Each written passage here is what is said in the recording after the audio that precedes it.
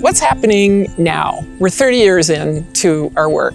We didn't have to think about climate change much back in 1993. And yet now I think everybody can say that they're experiencing the effects of it. In the conservation world, we're finding that you can't just protect a piece of property and call it good. We're realizing that we need to start integrating restoration work into our efforts.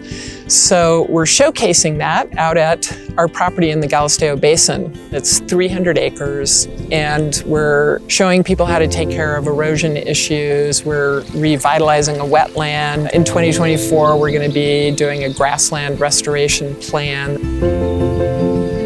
I think now more than ever, more people are aware of these big issues that we face, and they're aware of the role that conservation can play in these issues.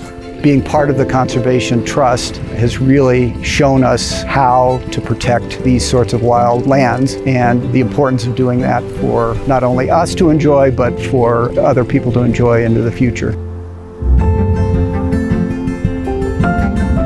This imperative of restoration work has really made an impact on our organization going forward. And the amazing thing is that 130 volunteers came out in 2023. We want to be able to disseminate this information about how to care for land so that we can build its resilience to climate change. The initiative that the Biden administration jumped on board with is the 30 by 30 initiative, which calls for 30% of our country's wildlands to be put under conservation by the year 2030.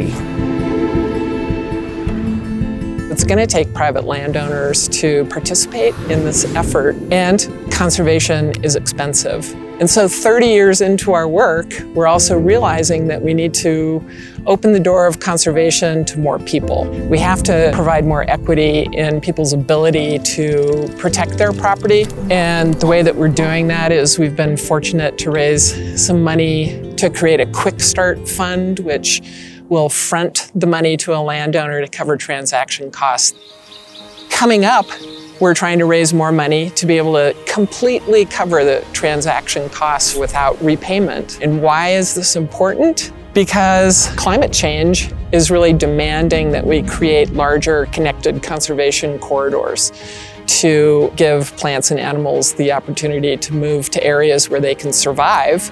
In order for us to do that, we're going to have to work with a wide range of landowners who have significant properties to create these corridors. And so we need that funding to speed this work forward. We have a big planet with these very diverse ecosystems that are supporting us, and we have to learn to support them from the top down to the local level. That's what the Land Trust is doing. Think big, think outside the box, and achieve some very aggressive goals. We've had a hand in creating 80 miles of trails. But guess what? Not everybody can get on the trail. This year, we're going to work very hard to raise the money for the creation of an ADA trail out in the county on our Galisteo property. Everyone has, I would say, the God-given right to open spaces, to a connection with nature. If it wasn't for organizations like Santa Fe Conservation Trust, this could all go away. A big part of what we're doing is protecting the connectivity of all of those lands for generations to come and return it to its natural state. Why should you care? Well, there's 19,000 people in Santa Fe County with a disability who can't access the rural areas of our beautiful state. Their friends and colleagues also can't get out with them. So we need to open up opportunities to more people to be outside, and it'll make us a happier and healthier community, one that's more unified, one that takes care of each other. It's really important work. Without us, there would be a lot less recreation. There would be degraded land. Wildlife wouldn't have the areas that they really need to survive and thrive. What about kids?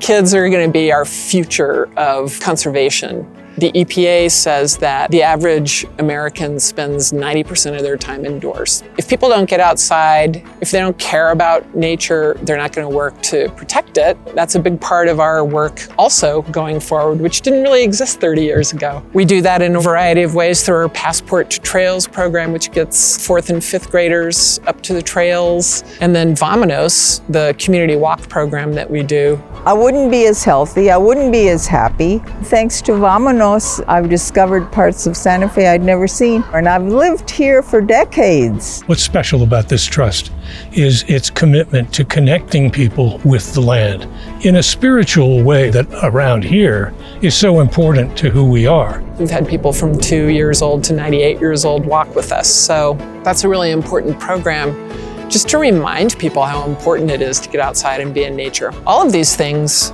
have to do with conserving the beauty of our region, the land that we love, and all the beings that live on it.